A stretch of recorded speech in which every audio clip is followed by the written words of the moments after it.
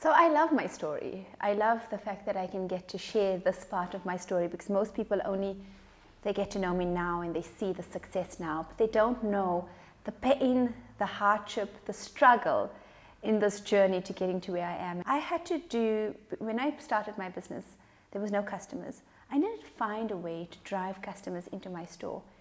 And the only way I could do this was giving myself off for free. So I'd like to say that I created an industry within an industry. I mean, in the $1 trillion industry, brows dominate over billion rands. There are customers everywhere. You just need to find a solution to their problem. I have two problems in my business. Either you have too much eyebrows or you have too little eyebrows. And I'm serving both of those problems. You're going to have rejection, and you cannot fear rejection, because rejection is leading you into a different direction. Of course, it's a science. It's a science. 100%. And that passion meets science creates a wonderful experience. Correct. So let's face it, I'm a beauty therapist. I was trained to read beauty, to do beauty. They don't teach you business management. Yeah. I mean, I got married in community of property. And unfortunately, because of that lack of knowledge and the lack of understanding of what a contract could do long term, I lost my business. Yes, guys, there is a giveaway in this video. Stay till the end of this video to see the challenge, the question that Brows by Unaiza has asked you guys, and stand a chance to win something incredible. Check it out at the end of this video.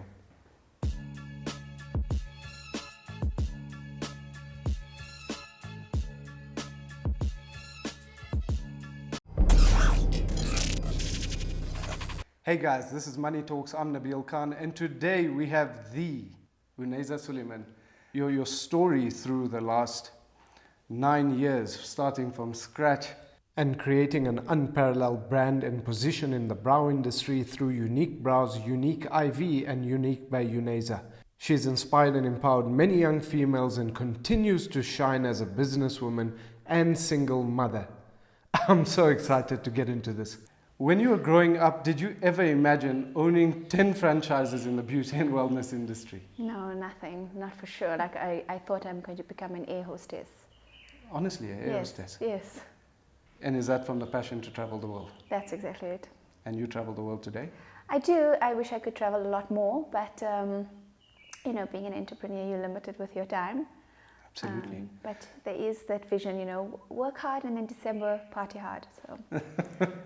True to the passion. She's a very passionate woman. We spent a lot of time here. And she has such an incredible story. Let's get straight into it, right? Naza, 9 years ago was this change, right? And gave birth to, as most startups do, an idea that led to a business. And like most startups, what happened with that very first business? The balloon popped. I had all these big dreams and this idea that I'm going to be running this successful business, and I opened my doors and there were no customers. Which is a very real thing. It's a real thing, because everybody comes and drinks your wine and eats your cheese, and then they run away, and then there's no customers. And this is kind of the challenges every entrepreneur faces, right? That's why 90%, or I'm sure that stat is higher, of businesses, startups fail. And it's because of a lot of key factors, the perseverance, the vision, and a whole lot of things. What was it about you that took that space where you could have easily ran back to corporate, the safety net of a job? What is going through your mind, and what did you do? I think I'd had the typical Indian mindset that I need to be in business of my own. My father's in business, my brother's in business, my mother was in business. I needed a business of my own, whatever it was. I needed to to figure out the way to become an entrepreneur, so I could have financial freedom with my time, because that's what you think, right? You can start a business and you're going to work your own hours. You're the boss, you'll get there when you want to. Lo and behold, you're the first one at the store and you're the last one to leave, and there's no time off. And it doesn't stop there, because when you get home, you're busy with your children and then get them to bed, and then it's time to get onto the emails and strategize. And this is a misconception, right? I mean, how often do you come across this, right? Is, especially your female entrepreneurs, and the pressure of motherhood, the pressure of life, and the esteemed duties that women have within their role in the household, in life, in corporate, in everything that the world societal perspectives are playing on it, there's a lot of pressure. And do you find that females succumb a lot easier as entrepreneurs? Like, it's a wonderful step. What's your take on all of that? It's a question that I hold very close to my heart. It's very challenging being an Indian Muslim female, successful entrepreneur. You have to break many glass ceilings. You've got to shatter that roof, and you have to break that stigma that you can be an entrepreneur, you can be a mother, you can be a cook, and you can take your children to school, and you can serve all facets of your life successfully. And there's this misconception that if one part of your business or one part of your life is thriving, the other one is going to fail. And it is so incorrect. Untrue to the core. And this is exactly in the journey to financial freedom, to the viewers of this channel. I mean, living life on your own terms is completely in your control. Yes. It's definitely not easy, right?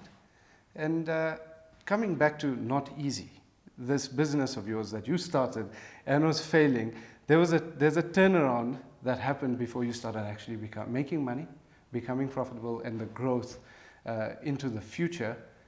What did you specifically do? Because I think that is incredible in your perspective. Please share that with us. So I love my story. I love the fact that I can get to share this part of my story, because most people they get to know me now and they see the success now, but they don't know the pain, the hardship, the struggle in this journey to getting to where I am. And I had to when I started my business, there was no customers. I needed to find a way to drive customers into my store. And the only way I could do this was giving myself off for free. And I offered free brows every weekend on a market. And there was a catch. If you wanted your eyebrows done by me and you didn't know what threading was, and this was, almost 11 years ago, 9 years ago. And you had to walk through my premises to see my beautiful establishment.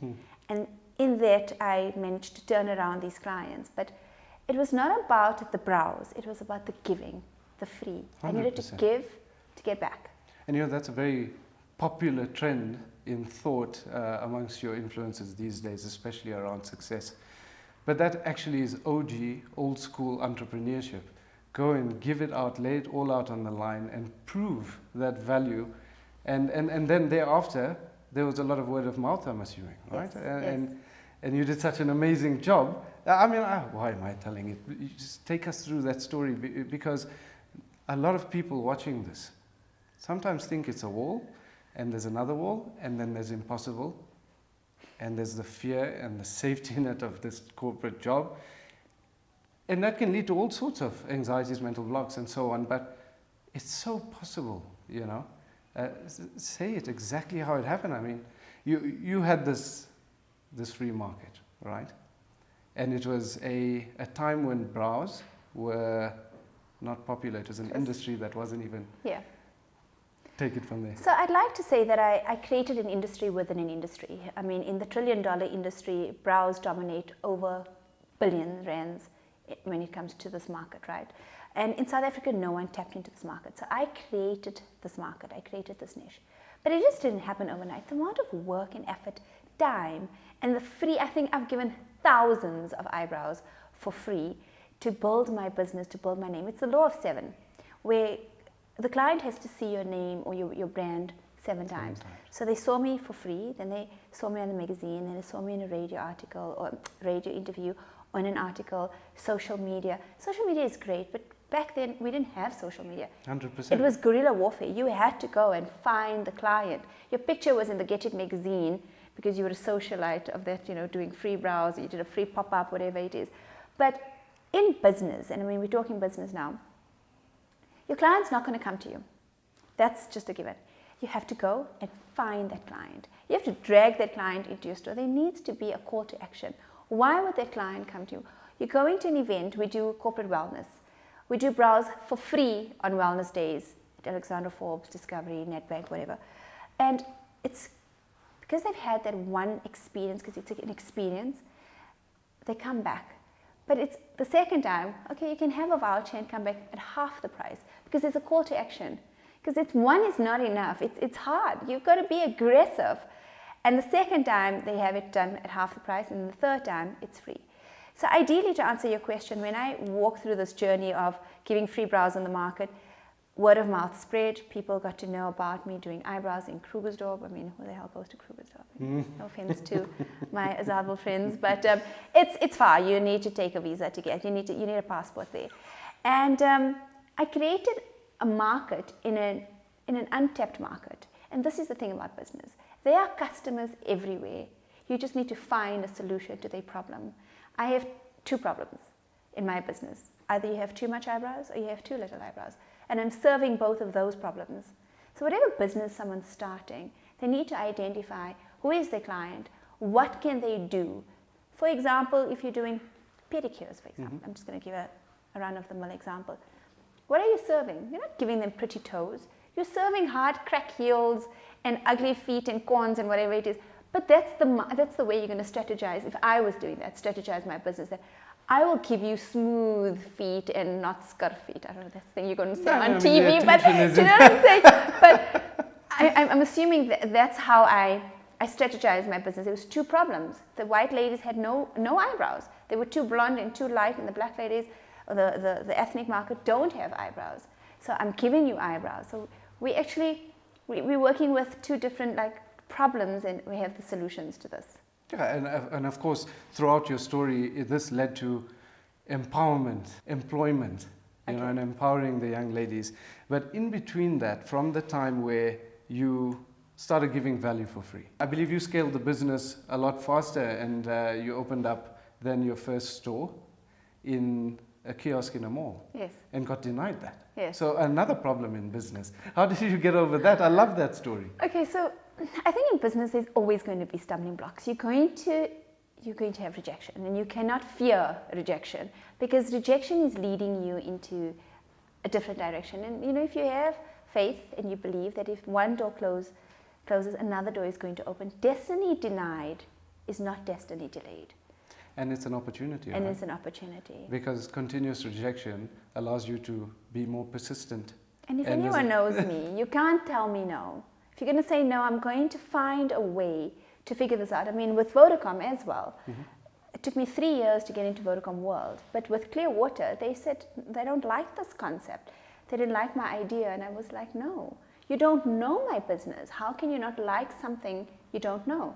I barged into their offices and I took my cotton and I whipped it out, and I was like, I'm just going to thread all of you. And they were like, what?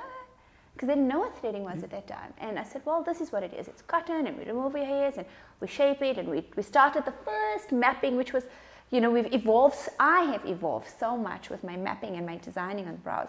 But it was a simple thing where I was like, we just don't thread. We map your eyebrows. And they loved that. And from there on, they were excited about this journey of having the first brow kiosk in SA, because if you're the first, you are like they want to be that mall that's doing first things first, and they're beating all the other malls in the area in Johannesburg, because it is a competitive market with the malls as well. And we opened up the kiosk. It was 16 square meters, 2 chairs. And at that time, I didn't realize I started a women empowerment program. How? So currently, I train young girls who have no qualification in eyebrows, have never touched an eyebrow. I pay them in the time that they're training with me. It's a true skills development program. We give them tools, we give them the kits, and they practice in my stores. And they learn, and they go through a 4 to 5 month program of mastering the brow philosophy, and they write exams. And so we have different levels. So they start off on hygiene and introduction to eyebrows. So they need to know what's the muscles doing, how does it affect, before they can even shape an eyebrow. Of course, it's a science. It's a science. 100%. And that passion meets science creates a wonderful experience. Correct. And at the time, right, you were you started this development program. Yes. From the very beginning. Yes. As soon as you started opening kiosks, because you are a mum, you had to be 2 places at once, right. Different stores. And at the time, this came from a necessity of where do you find, I mean, as entrepreneurs face, right? Yeah. Cutting costs. Yes. And hiring staff is always a last resort, even though it's hindering your scale. What went through your mind, and how, I find it wonderful how you transition that into...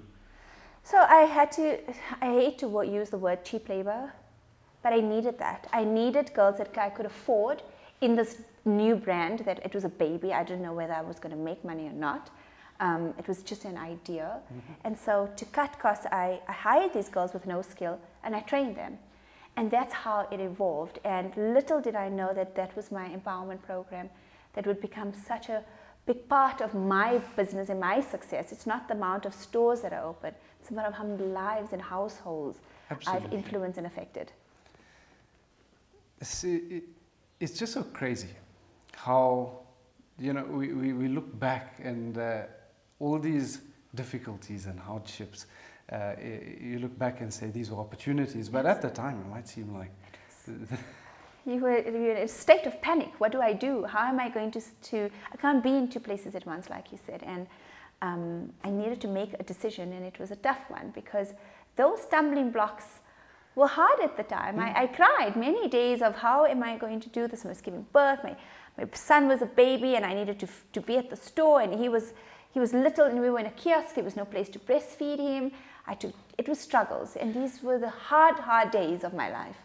And where did you find the motivation? What is your source of motivation? I mean, yeah, it's nice to know that there's a way out and anyone can push through, but there is something deep inside you. What is yours? What is Unaiza's source of motivation? So I think there's three things that motivates me, and the first thing is I have a point to prove.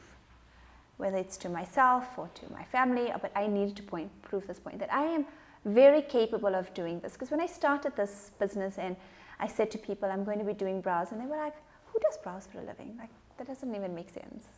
You're not going to make money out of this. So I needed to prove this point, that I have an idea and I'm going to make this a business. I didn't realize at that time that it would be this greater scale, but I had to prove a point.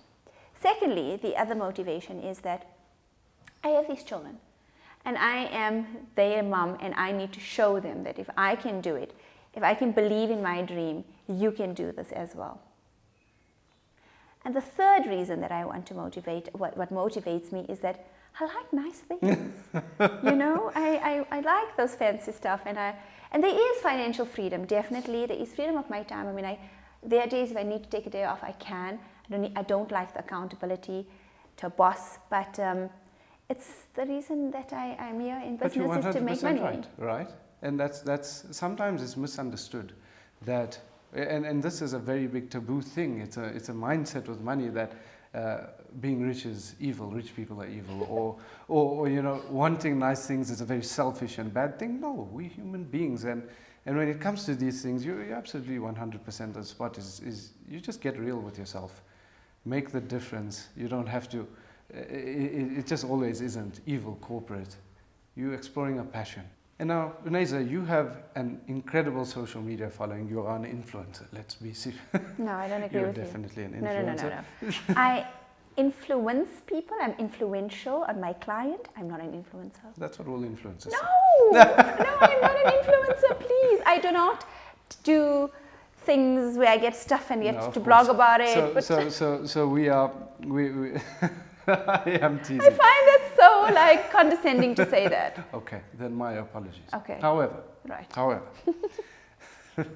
you have created a substantial brand. Right? And sometimes you get, especially the younger budding entrepreneurs, startups that follow successful businesswomen with influence. And kind of go this, it's the influence, because you are an OG on Instagram. You were one of the first. What does OG stand for? Original Gangster. Oh, that's so dope. Gangster. Okay. And that started along the lines after you started your business, right? And it was a byproduct of marketing. Yes. How did it all pan out from Instagram to what we know today as an influencer? Okay. So as a celebrity brow specialist that services, I mean, all your big media personalities. Touché. These are accolades that we can add to our CV. But how did we get to that? It's not easy. It happened by chance. It was one of my clients, and it was early in the years when Instagram just started. I mean, we only used Instagram for like simple pictures. We didn't think of it as a marketing tool. And she came to me and she only had like 45,000 followers, but at that time, it was huge. And she said to me, and she used the tactic on me that I use on everyone, I'll give you social media presence for free and I can show you what I'm going to do. And she did that. And I mean, we sold 10 of our brow kits, which were valued at R1,000. That was 10,000 Rand that we got in for this one post. And I was like, hey, hang on, we're onto something. And she was like, there is so much more to this. Pay me a retainer for 6 months, sign an SLA, and I will grow your business. And that is what she did. So the brow bar at that time didn't grow because we just did good brows. It grew because we had a strong influence selling our services to the right target, market. To the right market. So this is classic marketing of the time, right? And whatever there is as an opportunity to market your brand in today, it's just another cost. I mean, that's how we are looking at it these days. Tough economy. Yes, it hasn't been easier to start businesses than it has ever been in the past, than it is today. But you've got your startup saying, I don't want to spend money on myself, on marketing, on all of these things. Is that a mindset that you just had to get over, or the deep understanding of how you saw your brand and the possibilities in relation to how much money you spend within your business towards your brand and the attention that you give that you know, you might say it comes naturally to you, or does it? No. It's raw, it's uncut, it's like you didn't have the budget spend. You're starting up a kiosk on a credit card of 50,000 Rand. You don't have that kind of money. I mean, I love the fact that we had mass marketing where you could sell vouchers online at half the price. And I did that. I did this. We sold 17,000 Rand worth of vouchers, but that was like 200 clients or something that bought into this at half the price. I didn't have, the point is I didn't have the marketing spend to pay in social media at the time when I started. I had to find any opportunity to get free editorial, free advertising. I used the mall. We could give out flyers because we were based in the mall. We could go to the car parks. They advertised us because Facebook was big at that time on their Facebook pages. It's not a mindset. It's something you're not born with. Is that you're not social media, I'm going to spend this much of it. It's just putting in the work. You evolve. It's your business. It's your business. 100%. I didn't think I would become a brand. But now let's take financial management, right? Or taking account, because especially in these times you might spend on credit. Anything that you've got to do, yes, leverage the free. But at some point along this journey, as a leader in the organization, driving the business, building your perspective, did you feel the need, and what did you do to fulfill that need in growing yourself to take this business further? So let's face it, I'm a beauty therapist. I was trained to read beauty, to do beauty. They don't teach you business management. Yeah. They touch on it on a small scale, but nobody teaches you to read a financial statement and do income and expenses and profit and losses.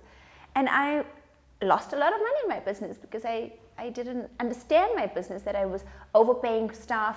I had a very high costs. I wasn't making target. I didn't even know what was the break-even point in my business or the running cost per minute. I didn't understand what BI was, you know, like capturing clients' details and things like that. I didn't know this.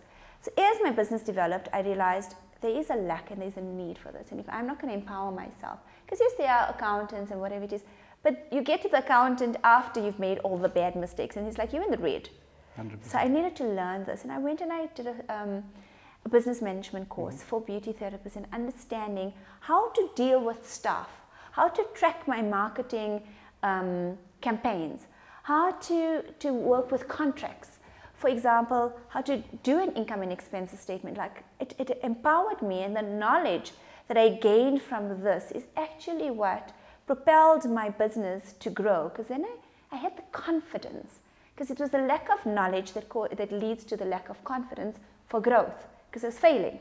And as I empowered myself and I got this knowledge and I understood my business and I understood what are my profit margins and what is, you know, these things are huge in a business.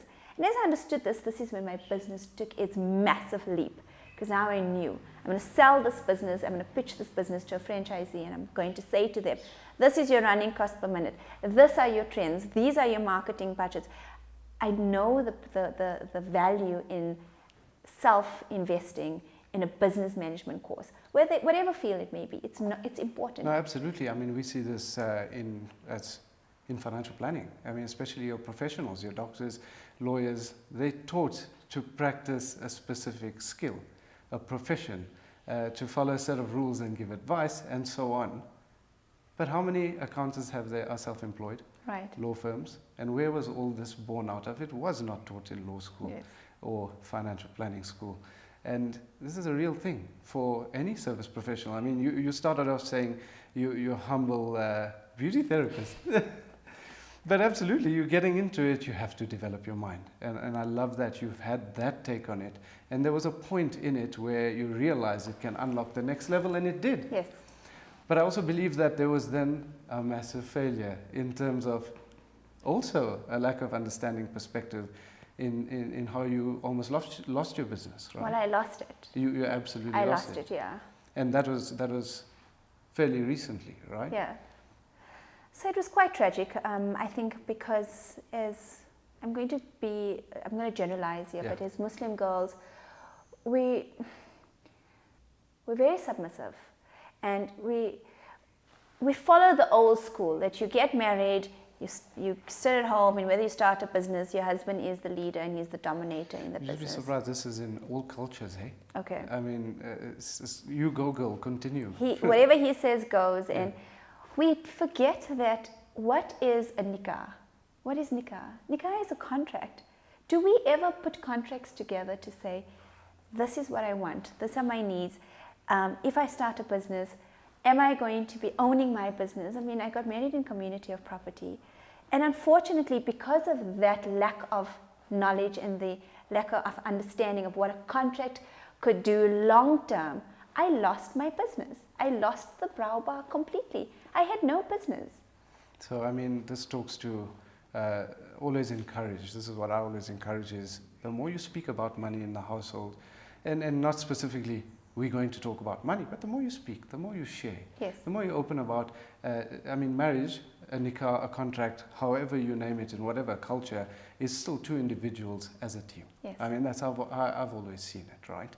And for those of you that don't understand, community of property means basically, as per the contract, whatever everyone owns is split 50-50.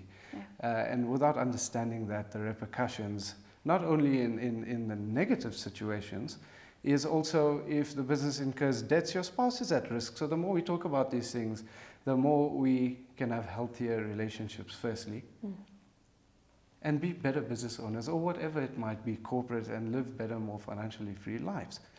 Now, back to the story. How did you overcome this? Earlier on, you said I have resilience, and what motivates me is I've got these two little human beings with two heartbeats that I have to feed as a single mother. I need to get them to a private school.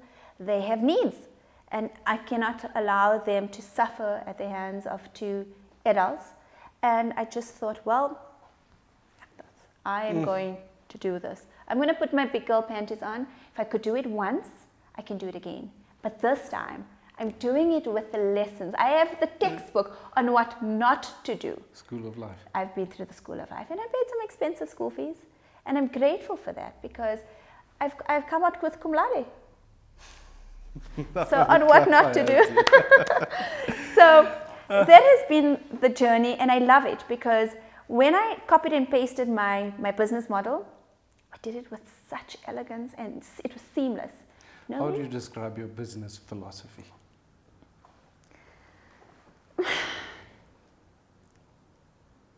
So I always say that it's a passion meets success, but it's passion. I am passionate not for brows.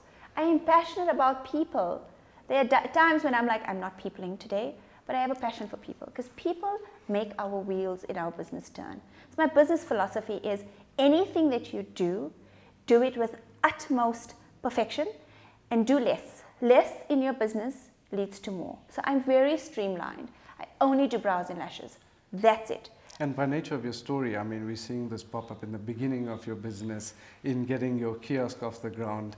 And common themes I'd say, is part of your philosophy, is one of your values, is your ability to give value and create that experience based on your internal values. You can't take no for an answer, and you push through. I mean, I find that incredibly inspiring, if I have to repeat it in how I understand it. Thank you, Naza. So we've got an audience watching here, more so your followers. Hi, guys. You're looking at those young entrepreneurs, males, female, anyone. I mean, and not even young entrepreneurs can. You birth that idea and push through and make a difference in the current economy. What a better time than to be entrepreneurial. What would your advice be to people watching to go out and get it based on how you see the world today? So I started my business in the midst of a recession in 2009, and I believe that an economic status does not define your financial status. If you have a dream and you have this belief that you can do something, you have to cut out the noise. You've got to keep this vision. You're going to go through some hard doors, many closed doors, but it's persevering and going through and fulfilling this. Just keeping ahead of it. You know what's your vision, having a clear vision. It's key. You can't be saturating your brand and be doing all sorts of things. It's having a clear-cut vision and working towards that and working with a goal. I mean, in the beginning of the year, I start with my roadmap. What are my ambitions? What are my dreams? What are my key things that I'm going to be planning this year? Okay, I'm going to read more Quran, I'm going to spend more time with my children, I'm going to travel more, I'm going to study more. Where am I growing? What are the 5 areas that I've identified that I'm going to tap into? Yes, it's not cast in stone. I mean, Sentence City came up when I least expected it, but it was part of my expansion plan, and I budgeted for this expansion. 100%. And I don't mean financial budgeting, which I know it's important for you, but time. How am I going to allocate my time? Okay, in this year, I'm going to do 5 stores. These are where I'm going to be placing my times, and I planned my year, and I know exactly where I'm going with my time. And that gives you the ability to know exactly what's going on at all points in time. You don't get the, I'm going to think about it. No. There are times where people have come to me and said to me, we'd like to open up a franchise, and I said, you have to wait. It's not going to happen in this year. I'm so sorry. We can come through next year. We can keep you on record. You can secure your space for next year. But I'm not taking off more. I'm not biting off more than I can chew.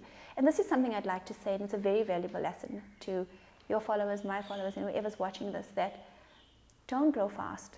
Because the faster you grow, the faster you're going to fall. Slow and steady. Yes, I grew in a year to 10 franchises, but I had 9 years behind me. So you can't actually call that a 1-year growth, right? It's not fair. It wasn't organic, but it wasn't true. If you're going to grow, you have to grow slowly, steadily, because that's when you are a consistent business where you show that you are, what's the word I'm looking for? You're a stable business, and people want that. They want to affiliate with you if you're stable.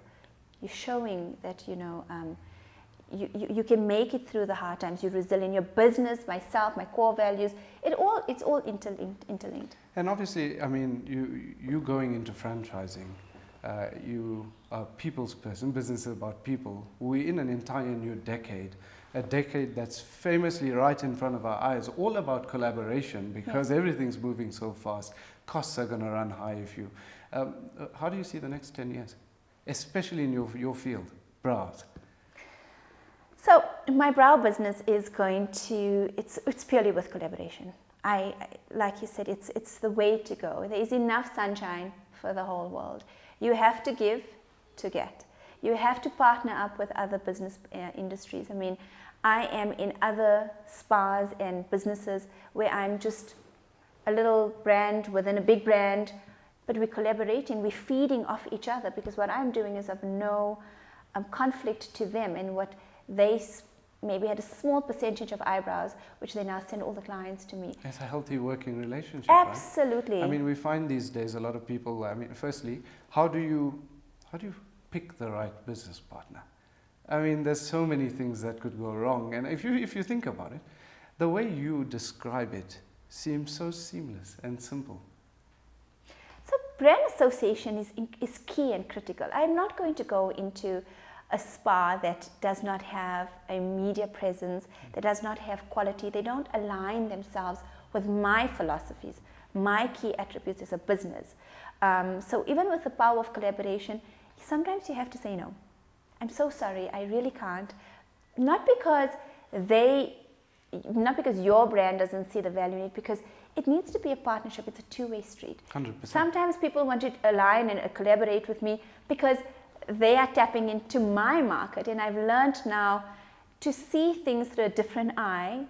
I've been burnt and I've learned my lessons, but it's not all bad. You're going to make these mistakes. You're going to learn, and you're going to fail. It's just part of business. If you don't fail, when something fails, something failed just the other day in my business, and I was like, this is actually a good thing.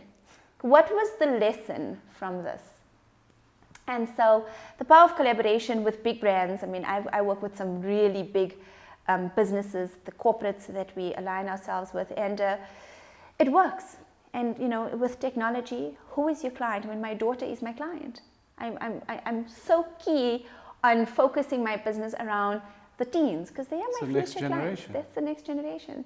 Gen Zs are a different mindset altogether. They are hip and happening, and they have freedom that we didn't have to express themselves. The world is actually a better place, contrary to all the negative news. I think our children have they're in such a beautiful era with the way they're living. They are just not, there's no limitations for them. So how are you currently? And I've seen this in the time we spent together, but I'd like you to explain it in your perspective, through your eyes, of how you're raising your children.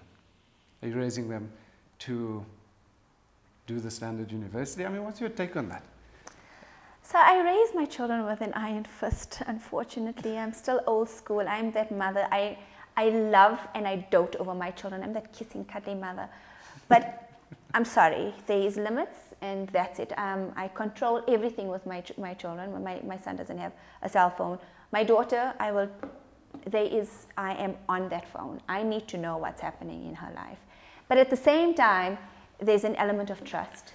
Of course, and you involve her. She's here with us today. Yes, she's very part of my business, and we did a shoot the other day. She's going to become the face of Teens Brows.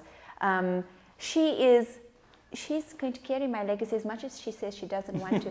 But I keep teaching her about, Mom, what am I going to become? You're going to study business management, Maya. You're going to study whatever you want to study, because Mom wanted to be a hostess, but look where I am now. I'm living my best life. I suppose we can't control the outcome, but we can, plant something these that I'd seeds. share. Plant the seeds, teach them to make good decisions. But I'm hard on them.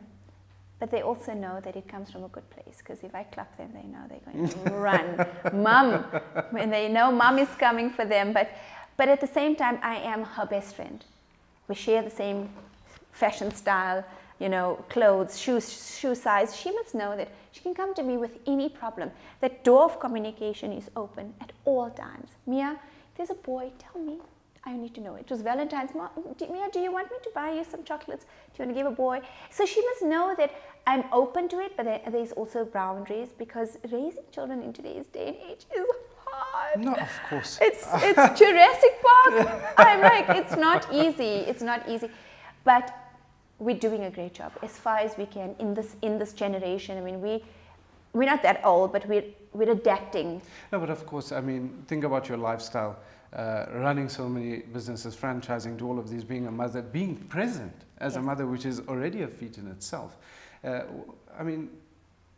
What type of blessing would you say the nature of how you're doing business today, completely different from set up a corporate structure, go to work, family doesn't see you.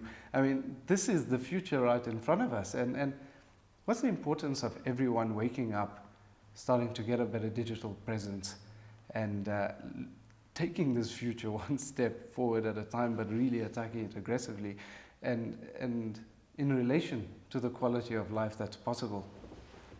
What's the sentiment that you have out of there? There's great value in the social media presence, but it's quality over quantity. Everyone's just exposing everything, and people get bored. People want good content. They want to see what's new. So staying abreast with what's the latest trends, TikTok is now the big thing, you know, all these mummies are TikToking, which is nice.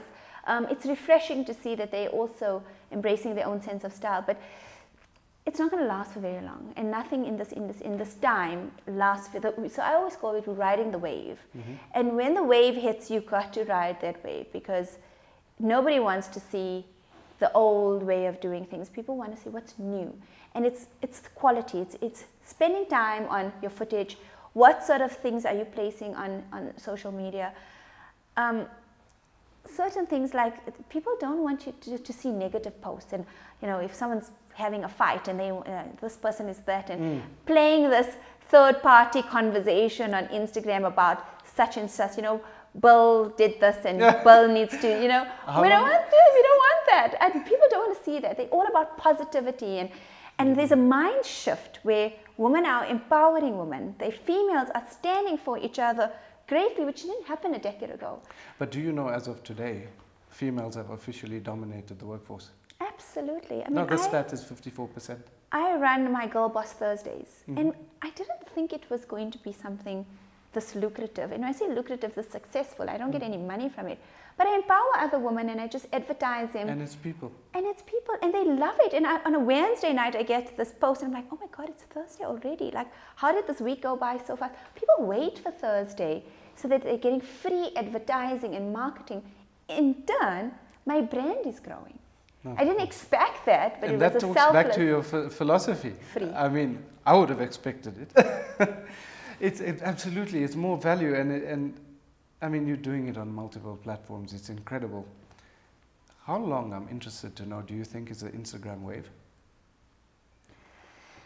I think we've got about another decade to go before something else comes out, because technology is changing so fast. So, I mean, I said to my daughter, Umayya, you need to go and study and become a tech scientist. She's like, what? I'm like, that's the future.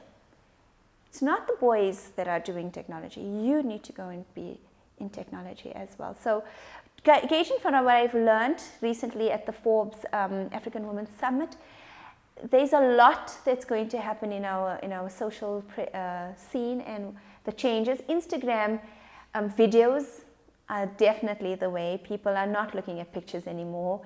It's videos, and that's where most of the money is being spent now, on videos and lives. And absolutely. I mean, video is the platform to send out your message, and at the same time display your brand, your personality, and put it out there with any type of spin, from any type of content. It's absolutely the future. I mean, challenging big TV networks all the way down to...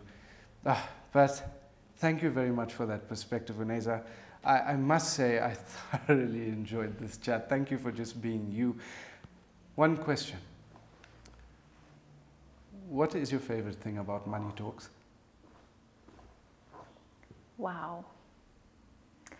There's a lot of things that I love about Money Talks. I mean, you're opening up a platform for so many male and females in business, and the hardships and the challenges that we face, in, you know, how we've accomplished. And there's so much that I've learned from watching Money Talks in the past. I can't say that there's one particular video that I enjoyed the most. There's a lot that we can take out of it if you take out one good thing from each video. So yeah, there's a lot that I love about Money Talks, and there's a lot that I love about eyebrows. So I don't know if I'm allowed to do this, but for the love of brows and for the love of money, I mean, we've got to respect this money, you know. I would like to maybe do a giveaway. Am I allowed to? You are absolutely allowed to, guys. Get excited, let it run. I'm excited to hear about this. So I'm giving a brow, well, I'm going to give away brows for a year to one lucky viewer. A year? Yes. So I want to do a giveaway for brows for a year, where one lucky viewer can win brows for a year. But all they need to do is follow Money Talks as well as Unaiza SA. So I'm going to follow my personal page. And you need to answer this following question is, what is the purpose of your arches on your eyebrows? What is the purpose of your arches on your eyebrows? And I must say, you've got very nice eyebrows. Thank you very much. I think you did them for me.